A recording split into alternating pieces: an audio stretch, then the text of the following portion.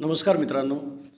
आज आपण या ठिकाणी बीड लोकसभामध्ये मुंडे भगिनीपैकी कोणाला उमेदवारी मिळेल या संदर्भात आपण चर्चा करणार आहोत. पंकजा मुंडे यांना उमेदवारी जर मिळाली किंवा त्यांनी ती घेतली तर त्याचा त्यांना फायदा होईल की तोटा होईल हे आपण या ठिकाणी जाणून घेणार आहोत. त्यानंतर विद्यमान खासदार प्रीतम मुंडे यांना जर भाजपनं पुन्हा उमेदवारी दिली तर त्याचा फायदा होईल की नाही होईल या संदर्भात पण आपण या ठिकाणी चर्चा करणार आहोत. यामध्ये पक्षश्रेष्ठी नेमकी काय भूमिका घेणार आहे, त्यांचा पक्षश्रेष्ठीचा बीड लोकसभा संदर्भामध्ये काय गेम प्लॅन आहे हे पण आपण या ठिकाणी जाणून घेणार आहोत. यामध्ये बीडच्या उमेदवारी संदर्भामध्ये देवेंद्र फडणवीस यांची भूमिका काय असणार आहे हे पण आपण या ठिकाणी जाणून घेणार आहोत.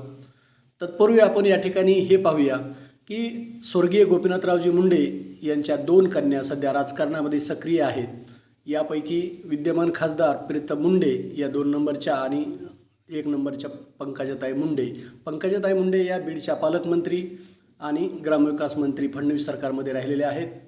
त्या भाजपच्या राष्ट्रीय सचिव आहेत. गोपीनाथ मुंडे यांनी त्यांच्या कार्यकाळामध्ये बाळासाहेब ठाकरे, प्रमोद महाजन यासह त्यावेळच्या मोठ्या नेत्यांबरोबर काम केलेलं आहे. महाराष्ट्रामध्येच नव्हे तर पूर्ण देशामध्ये त्यांनी कामाची आपल्या वेगळी छाप सोडलेली होती. त्यांच्यानंतर आता सध्या पंकजा मुंडे आणि प्रीतम मुंडे या दोन्ही राजकारणामध्ये सक्रिय आहेत. पंकजा मुंडे यांचा परळीमध्ये यापूर्वीच्या विधानसभा निवडणुकीमध्ये पराभव झालेला आहे. हा पराभव त्यांच्या फारच जिव्हारी लागला होता. हा पराभव जनतेने नसून काही पक्षातील लोकांनीच केला आहे असा त्यांनी आरोप त्यावेळी केला होता. तर त्याचवेळी प्रीतम मुंडे या दुसऱ्या वेळी लोकसभेवर निवडून आल्या, बीडमधून निवडून आल्या आणि त्यांनी त्यावेळी संसदेमध्ये ओबीसी जातीय जनगणना संदर्भामध्ये फार महत्त्वाची भूमिका मांडली होती. हीच भूमिका खासदार असताना स्वर्गीय गोपीनाथराव मुंडे यांनी संसदेमध्ये मांडली होती आणि त्याची संपूर्ण देशामध्ये खूप मोठ्या प्रमाणात चर्चा झाली होती. गेल्या 10 वर्षामध्ये प्रीतम मुंडे यांनी पंतप्रधान नरेंद्र मोदी यांच्या नेतृत्वामध्ये महाराष्ट्रामध्ये व संसदेमध्ये वेगवेगळ्या विषयावर चर्चा केली, वेगवेगळे विषय मांडले. याच दरम्यान पंकजा मुंडे आणि धनंजय मुंडे यांचं कट्टर राजकीय वैर संपूर्ण महाराष्ट्राला पाहायला मिळालं. या दरम्यान देवेंद्र फडणवीस जे की सध्या उपमुख्यमंत्री आहेत यांच्याबरोबरसुद्धा त्यांचं राजकीय वैर मोठ्या प्रमाणात महाराष्ट्राला पाहायला मिळालं. या कालावधीमध्ये याच दरम्यान पंकजा मुंडे यांनी अमित शहा यांचं दसरा मेळाव्याच्या माध्यमातून त्यांची उपस्थिती दर्शवली होती. दसरा मेळाव्याला त्यावेळी त्यांनी मोठ्या प्रमाणात शक्ती प्रदर्शन केलं होतं आणि केंद्रीय नेतृत्वाचं लक्ष आपल्याकडे वेधून घेतलं होतं. राज्यसभा आणि विधान परिषद यामध्ये अनेक वेळा पंकजा मुंडे यांना घेण्यात यावं अशी चर्चा वारंवार होत होती, मात्र त्यांना प्रत्येक वेळी डावलण्यात आलं. दोन्ही बहिणींच्या वाट्याला खऱ्या अर्थानं गेल्या 4.5 वर्षामध्ये फक्त संघर्षच आलेला आहे असं एकंदरीत दिसतं. अनेक वेळा त्यांनी राज्यसभेवर जाण्याचा किंवा विधान परिषद जाण्याचा प्रयत्न केला, मात्र त्यात त्यांना यश आलेलं नाही.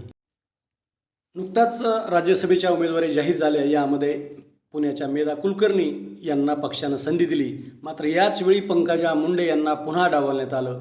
जे कुलकर्णी यांना जमलं ते पंकजाताई यांना जमलं नाही, हे सुद्धा तेवढंच वास्तव आहे. एकंदरीत यामध्ये त्यांनी 4.5 वर्षाच्या कार्यकाळामध्ये देवेंद्र फडणवीस यांचं नेतृत्व मान्य करायला हवं होतं असं सुद्धा म्हटलं जात आहे, मात्र तसं झालं नाही.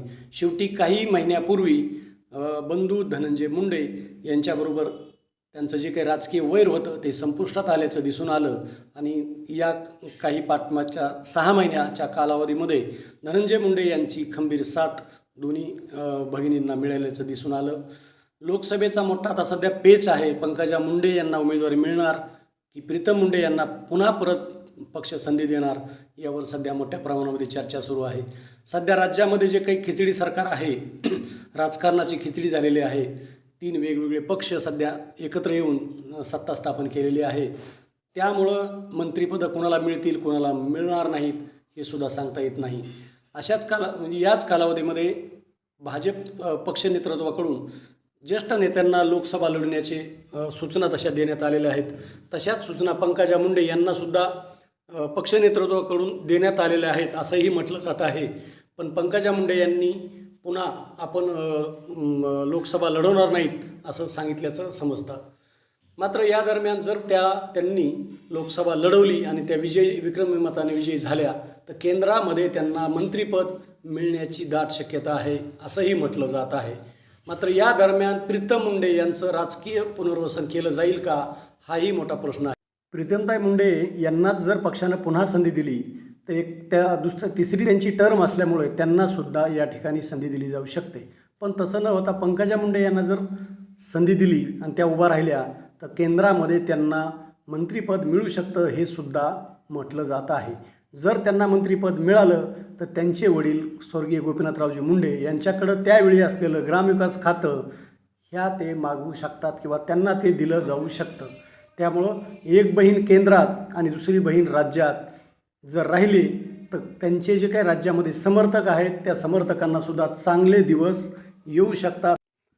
पंकजाताई मुंडे या केंद्रामध्ये मंत्री राहिल्या आणि मंत्री राहिल्यानंतर त्यांचं काम जर चांगलं राहिलं तर भविष्यामध्ये देश पातळीवर भाजपमध्ये त्यांचं राजकीय वजन वाढलेलं दिसेल आणि त्यामुळं महाराष्ट्रामध्ये सुद्धा प्रीतम मुंडे यांचं राजकीय पुनर्वसन व्हायला फार मोठ्या प्रमाणात मदत होऊ शकते. त्यामुळं एकंदरीत जर चित्र पाहिलं तर केंद्रात पंकजाताई आणि राज्यामध्ये प्रीतमताई असं एक चित्र भविष्यामध्ये जर दिसलं तर नवल वाटायला नको. धन्यवाद.